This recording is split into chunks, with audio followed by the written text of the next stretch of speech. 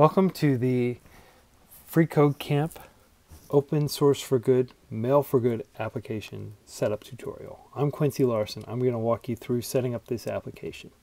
We are going to assume for this tutorial that you already have Mail for Good deployed to the cloud on a virtual private server, for example, an Amazon EC2 instance or a DigitalOcean droplet. So you will connect to that by going directly to the IP address. You can see here I'm actually tunneling through localhost. You will probably just visit the IP address directly, and you're going to sign in with Google. So you'll choose the email address that you plan to use to send the emails, and then you're going to jump right down here to settings, and we're going to go ahead and add the Amazon credentials. So first things first, we'll go to AWS, we'll log in, and we're going to go to Identity Access Management. This will assume that you already have Amazon SES configured and that you've added your basic domain information to that. And you'll just create a new user. So we'll call this Mail for Good Test. And we're going to grant programmatic access. We don't need AWS console management access. Next, we're going to create a group. We need to grant full access to 3 different Amazon AWS services. The first is Simple Email Service, SES. And we're going to give the group a name. And then SES, full access. SQS, simple queuing service, full access. And SNS, simple notification service. We're going to grant that full access. Again, the only one of these services that you'll need to pre-configure is SES itself. Now that we have the group set up and we have the user, we'll click Next to Review, and we'll create the user. So here we go. This is going to be the access key. So I'll copy this and I'll go over and I will paste it into the access key. Then I will go back here. I'll show my secret. I'll copy that. I'll go back here and paste that into the secret access key. The SES email address is the email that I'm planning to send my emails from. And the region will be whatever region you've configured it to. By default, I think it's US East. I'll click Submit. All right, so these are saved and we're ready to go. You don't need to worry about the white label URL at this point. So we can go to our dashboard and we can see that we have no campaigns, haven't sent anything. Let's set everything up. First, let's create a list. So it'll automatically assign a timestamp as the list's name. So you don't need to worry about that unless you want to. And we're going to use my test emails.csv file and we'll just upload it directly. And it'll process and we can check the notifications up here. And we can see that it uploaded the CSV and it's successfully uploaded and it's ready. Now we're going to create a template. So again, it'll automatically assign a timestamp as the name.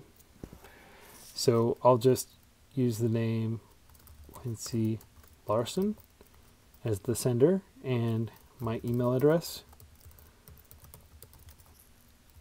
as the email that it'll come from. I'm going to insert, okay, so first I'm going to set it to an HTML email. Technically, plain text emails have higher conversion rates historically, based on a lot of data analysis, but we're going to use HTML so we can show all the cool HTML features here. So I'm going to insert a tracking pixel. I'm going to track link click-throughs, and I'm going to add an unsubscribe link. So first, I'm going to add a subject, test email. Then this has a cool WYSIWYG editor that'll convert it into HTML. So I will say hello. And I'm going to go ahead and make this heading 1 size. That's the H1 tag in HTML.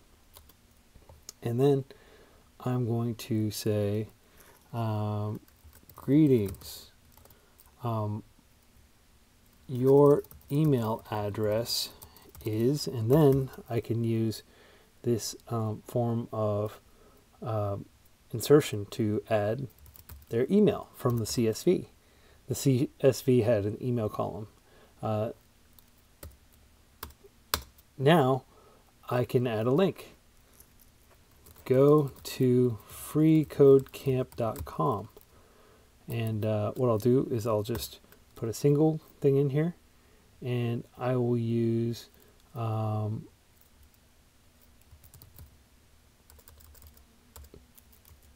so I'm going to put a slash in front of it first.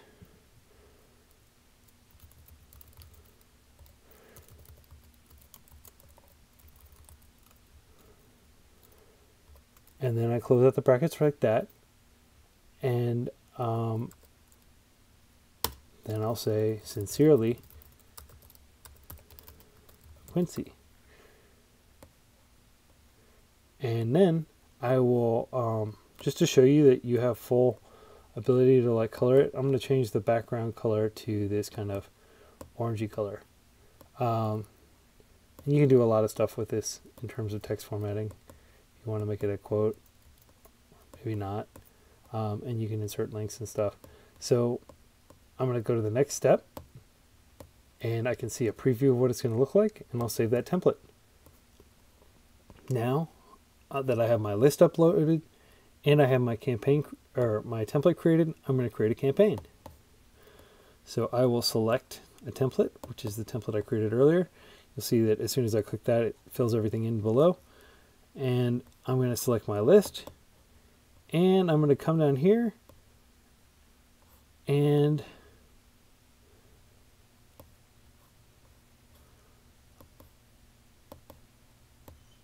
I am going to send it. All right, so you'll see that the status is ready. Sometimes if you have a larger list, it may take a while to process, but this list only has about 8 emails on it. So now I'm going to click Manage, and I'm going to click Send. So this will send it to all the subscribers. And now I can open my email, and we can see what these look like.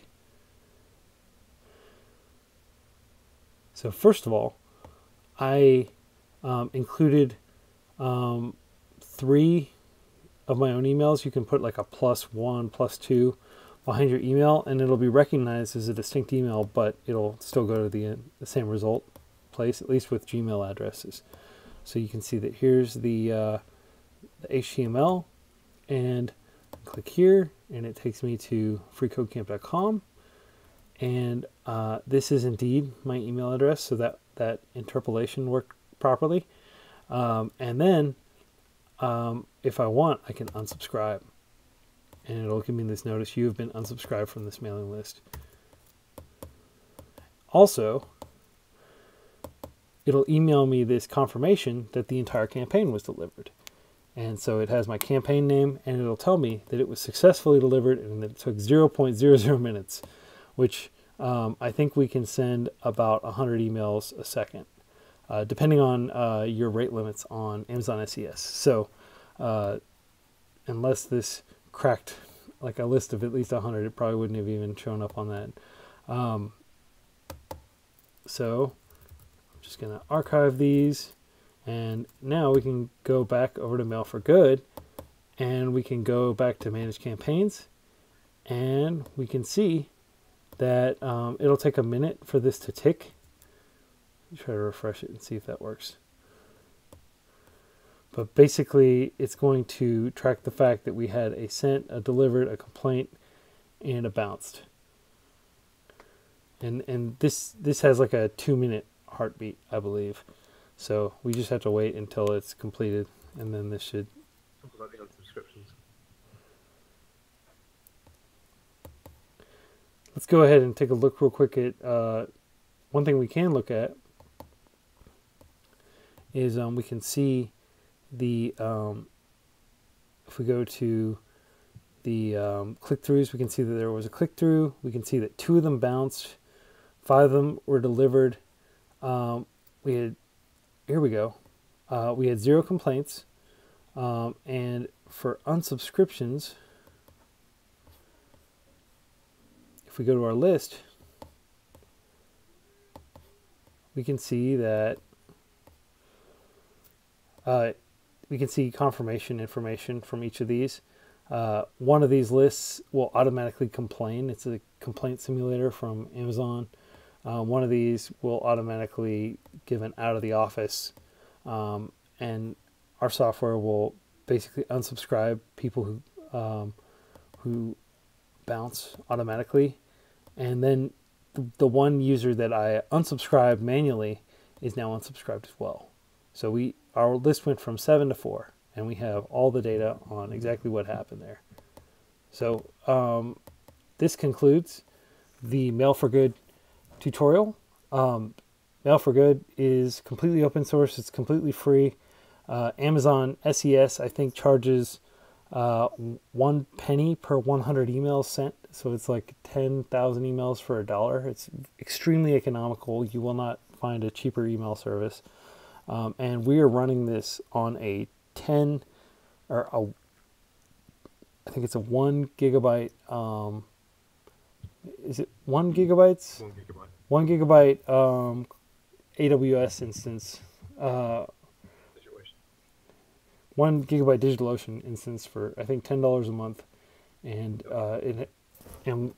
we spend very little money. We're able to do our email campaigns at scale. And just to give you some ideas of the numbers we're pushing about 700,000 emails